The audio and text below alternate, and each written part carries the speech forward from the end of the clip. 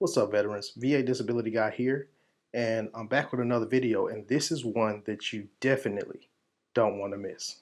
Because today, we're going to be talking about 5 common mistakes that most of us veterans make when filing our VA disability claim.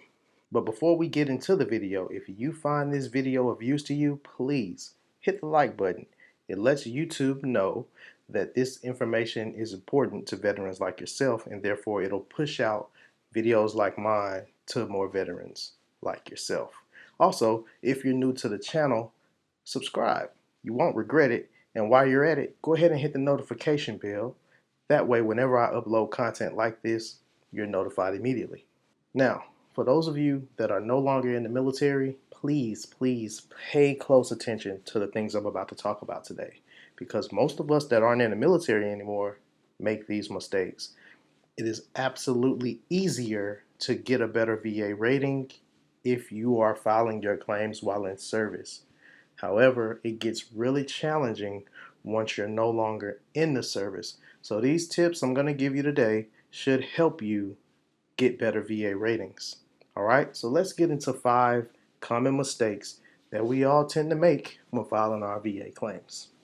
All right, number 1 is going to be filing your claims with no medical evidence.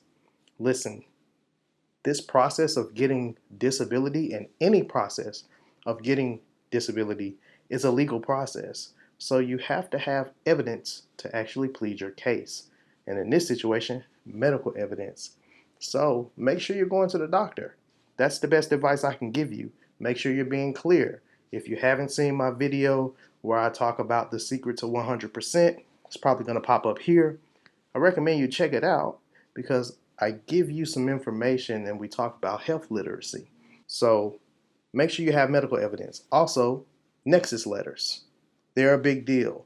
For those of you that don't know what a nexus letter is, basically it's either a form or a letter from your doctor that states that your issue that you're having is more than likely connected to your service in the military. So see your doctors, get your nexus letters. They're very important. And like I said, make sure you're building your medical evidence because the VA is looking at that more than anything. Okay, number 2, my military folks. This one, my folks that are still active duty, still reserve, still guard, in whatever capacity, still serving. This one definitely is catered to you. And number 2 is waiting to file your claim. Don't do that. File your claims. If you are within 6 months of separating or retiring from service, you need to go ahead and get started because you can file your claim within 180 days of your separation. So don't wait. Go ahead and get started because once you're out of the military, the VA no longer puts you at precedence. Like, you're literally going to be in the queue with everyone else.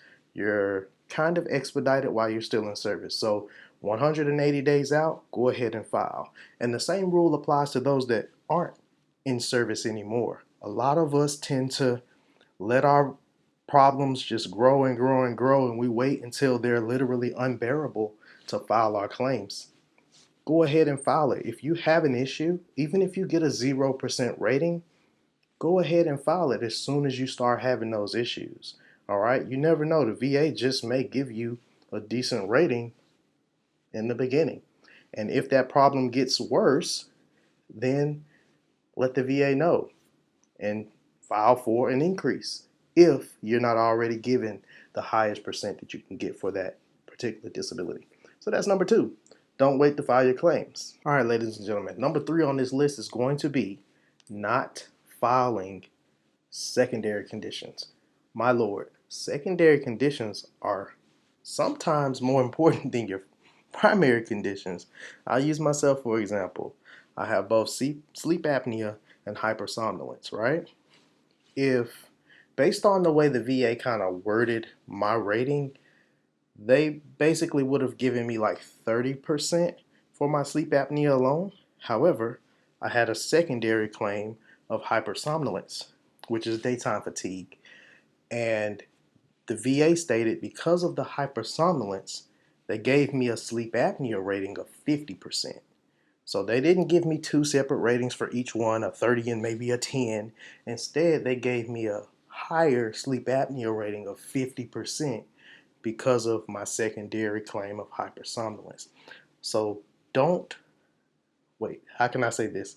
Don't hesitate to file your secondary claims and file them right there with your initial primary claims. Don't say to yourself, okay, I'm gonna file for my sleep apnea today, and then after I get out of service or some years later, I'll file for my hypersomnolence. Why would you do that? Don't wait on it. Just file them both at the same time, because then the VA sees you have both issues at that moment, and that's going to increase your chances at a better rating. So don't wait to file your secondary claims. File them immediately. As soon as you file your primary, file your secondary. Even if they give you 0%, at least you did your part and you filed it. And as those problems get worse, ask for an increase. All right, the second to last common mistake we're going to cover today is not appealing your denials. Ladies and gentlemen, I understand it is heartbreaking when the VA denies your claim, but don't give up. You have to appeal it. If you have a chance, appeal it like it's your right. All right? So don't get discouraged. Appeal those denials immediately. And if you feel like you don't have the proper medical evidence, go ahead, go back to your doctor, try to get better evidence, try to get that nexus letter, and then go at it again. All right, so number 4 is going to be not appealing those denials. And it's actually going to lead us into our 5th most common, and in my opinion, the most important on this list. This mistake that a lot of veterans make is not getting an attorney. And I get it. Hearing the word attorney is a turnoff for 2 reasons. One, because attorneys cost money. I get it. I understand. And 2, because when you hear attorney, you think legalities. Once again, this brings me back to the beginning of this video. The VA process, or any disability process, is a legal one. I'm not telling you you have to spend money on an attorney, because when I say attorney, I really just mean representation. All right? There are a lot of free organizations out there that will help you get better VA ratings. They will actually help you put together medical evidence. They'll help you out with the process. One of those, and once again, I'm not advocating for anyone. I don't get paid for this, all right? So one of those is going to be the Texas Veterans Commission. They're a free service. And no, you don't have to be in Texas to use them. All right. They have good ratings, and from what I hear, they do well for other veterans as far as helping them get better VA ratings. So, once again, number 5 is going to be not seeking an attorney or outside help. And I'm not saying you can't get a 100% rating on your own. You absolutely can. You can do the work yourself. But there are some folks that are actually certified on the process, and they can get you a better VA rating much easier than all of us could on our own.